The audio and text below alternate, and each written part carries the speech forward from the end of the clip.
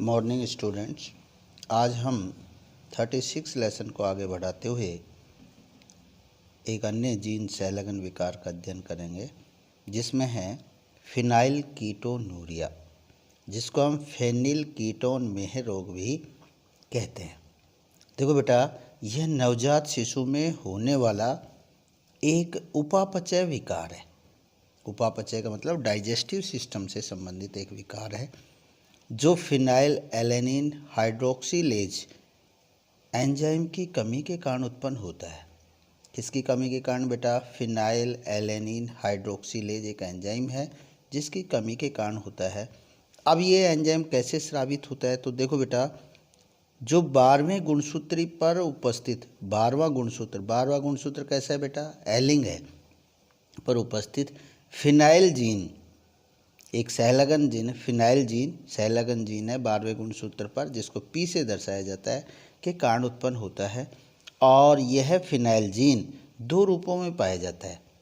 एक प्रभावी अवस्था में कैपिटल पी, और अप्रभावी अवस्था में क्या है बेटा? Small P. दोनों रूपों में पाया जाता है। जहाँ ये प्रभावी समयुग्मजी अवस्था में है, दोनों यदि पी कैसे हैं बेटा? कैपिटल हैं, तो व्यक्ति कैसा होगा बेटा? स्वस्थ होगा, उसको ये रोग नहीं होगा।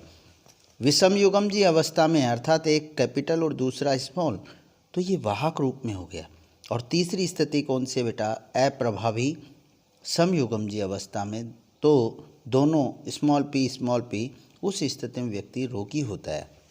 अब देखो बेटा, इस जीन या एंजाइम की अनुपस्थिति में फिनाइल जो एलेनिन होता है, ये एक हम कह सकते हैं अमीनो अम्ल है एक तरह से, वो टायरोसिन में नहीं बदल पाता। किस में नहीं बदल पाता बेटा? टायरोसिन में। क्या बताया कि फिनाइल एलेनिन टायरोसिन में नहीं बदल पाता है, जिसके कारण फिनाइल एलेनिन कहाँ जमा हो जाएगा बेटा? मस्तिष्क में जमा रहता है। अब देखो, जिसके कारण क्या होगा बेटा? ये शिशु में होता है, शिशु का बौद्धिक विकास रुक जाता है, वह मंद बुद्धि रहता है और उसमें दौरे पड़ते हैं। इसके अतिरिक्त यह फिनाइल एलेनिन जब मूत्र के साथ बाहर आना प्रारंभ हो जाता है, तो रोगी व्यक्ति के मूत्र में मृत चूहे जैसी गंध आती है। और यह रोग 18,000 व्यक्तियों में से केवल एक व्यक्ति में पाया जाता है। यह पुरुष और स्त्री दोनों में होता है, क्योंकि दोनों में ही एलिंग सूत्र विकार पाया जाता है। मैं रिपीट कर रहा हूँ, ध्यान देना। आज हमारा टॉपिक था फिनाइल कीटोनूरिया, जिसको हम फेनिल कीटोन मेह रोग भी कहते हैं।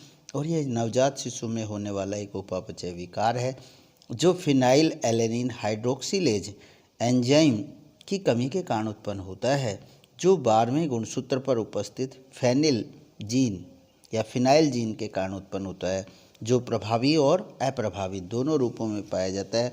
जब ये प्रभावी समयुग्मजी अवस्था में होता है, तो व्यक्ति स्वस्थ रहता है या शिशु स्वस्थ होता है।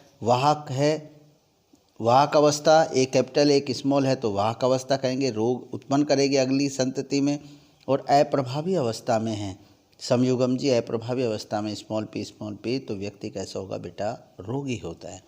अब देखो बेटा, इस जीन या एंजाइम की अनुपस्थिति में फिनाइल एलेनिन टायरोसिन में नहीं बदल पाता है, जिसके कारण वो कहाँ जमा हो जाएगा बेटा? मस्तिष्क में।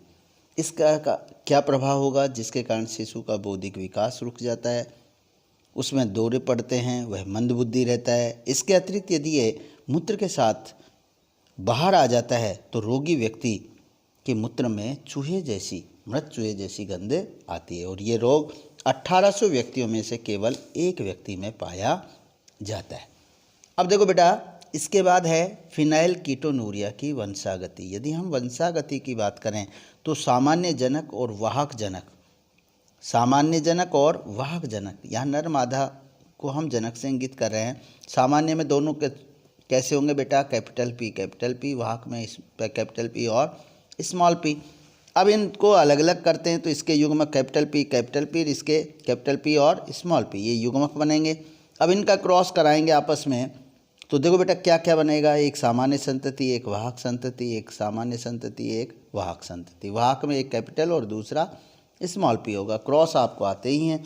इसके बाद नेक्स्ट है, अगला है रोगजनक संतति, रोगी जनक और दूसरा वाहक जनक।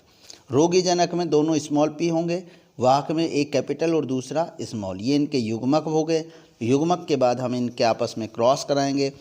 तो क्रॉस के बाद एक संतति देखो, कैपिटल पी और स्मॉल पी, कैपिटल पी और small P, small P small P, capital P small P, small P और स्मॉल पी, ये संतति प्राप्त होगी जिसमें वाहक, रोगी, वाहक और रोगी संतति प्राप्त होती है।